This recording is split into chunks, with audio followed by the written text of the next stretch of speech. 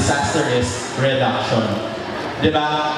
We saw that Pag-asa provided the warnings, Pag-asa provided the advisories, and so Pag-asa followed its mandate. So why are we pinning everything on Pag-asa when Pag-asa is just one part of the community that needs to do the work in order for disaster risk reduction to happen or to occur?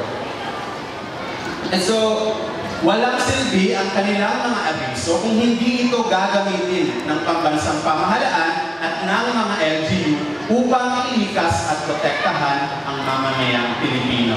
Warnings are just warnings, advisories are just advisories if they are not used, if they are not followed, and if they are not properly mitigated to properly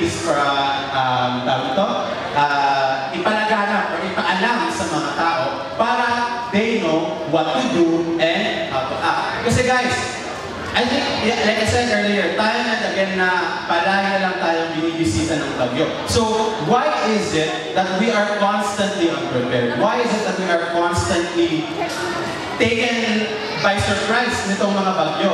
Alam naman natin na may bagyo, may ulan.